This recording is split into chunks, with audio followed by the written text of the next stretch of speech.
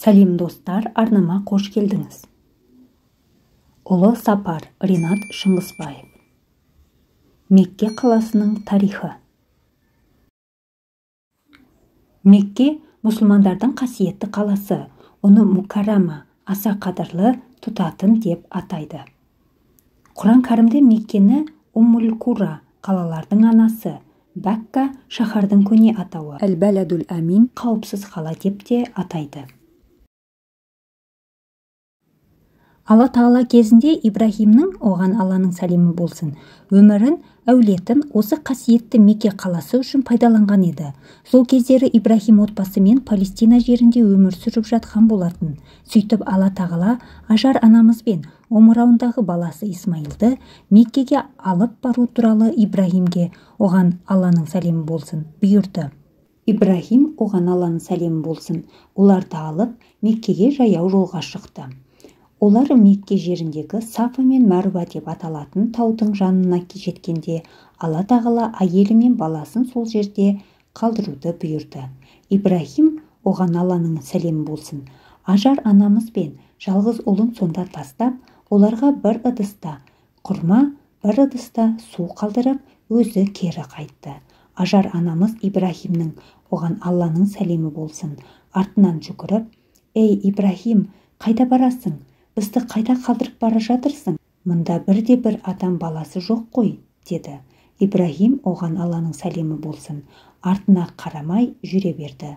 Ал Ажар анамыз оның артынан жүріп, бірнеше рет аялдауын өтінді. Бірақ Ибрахим, оған Алланың сәлемі болсын, артына бұрылмады. Сонда Ажар оған: «Мұны саған Алла бұйырды ма?» деді.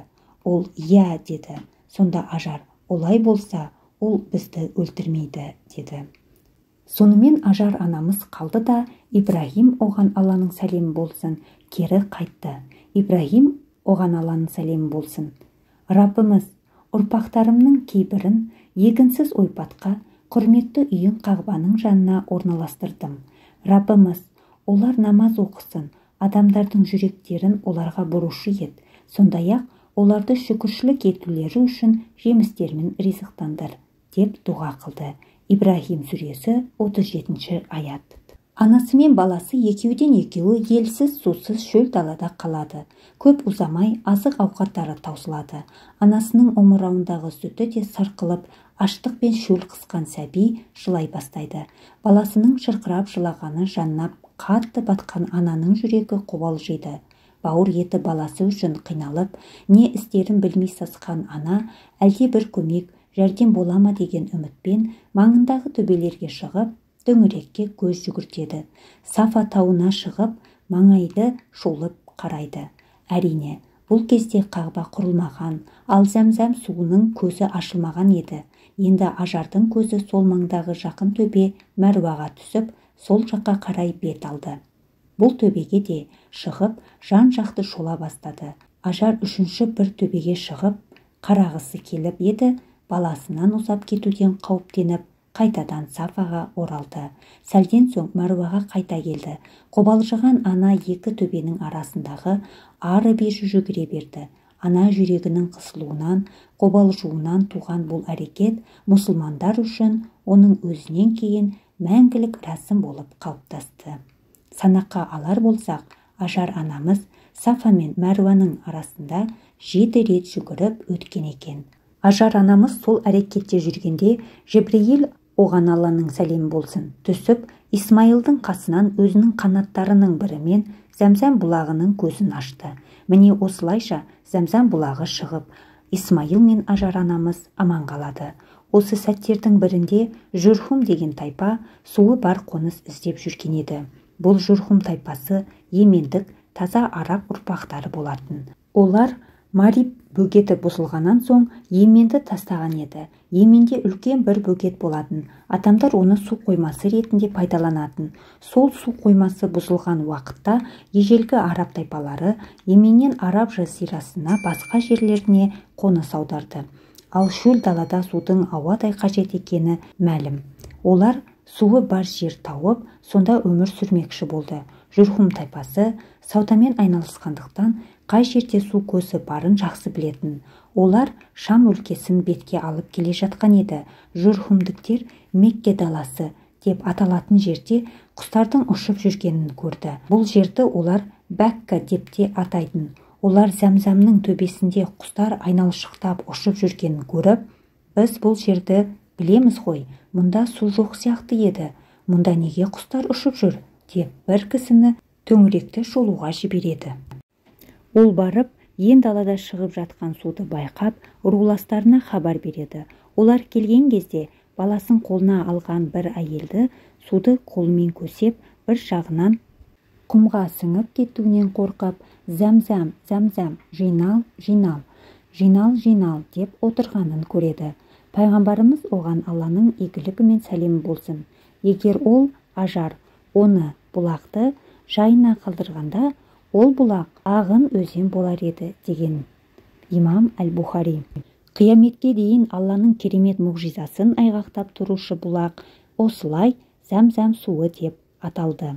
Жұрхум тайпасының адамдары бұлақтың иесі ретінде Ажарға ілтипатпен, сен рұқсат берсең, біз осында тоқтап, осы судан пайдаланғанымыз үшін саған белгілі бір мөлшерде ақы төлеп тұрайық, дейді. Ажар бұл ұсынысты мақұл көріп келіседі. Уақыт өте келе бұл бұлақ Зәмзәм Ажар анамыз бен ұлы Исмайылдың күнделікті күн көріс көзіне айналды. Осылай Жұрхум тайпасы Меккеге қоныстанды. Исмайыл жұрхумдіктердің арасында өсті. Олардан әдеби араб тілін үйреніп, оны шебер меңгерді. Сөйтіп оның ұрпағынан Мустағриб арабтанған арабтар тарады. Мустағриб арабтардан пайғамбарымыз оған Алланың игілігі мен сәлемі болсын шықты. Пайғамбарымыз оған Алланың игілігі мен сәлемі болсын Мекке халқын 13 жыл бір Аллаға құлшылық жасауға шақырды.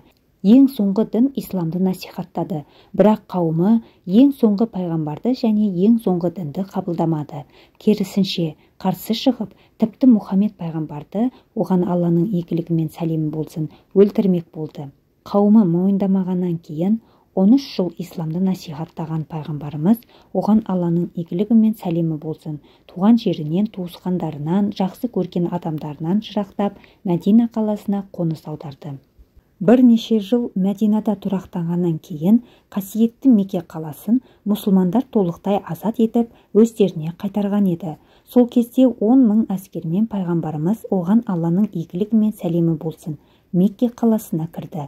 10 000 әскермен Меккеге кіріп келе жатқан пайғамбарымыздың оған Алланың игілігі мен сәлемі болсын Алла тағалаға бойұсынып басын игендігі соншалық сақалы астындағы мінген жануардың жалына тиді. Осылайша өзіне жеңіс сыйлаған Алла тағалаға шүкір білдіріп, Мекке қаласына құрметпен кірді.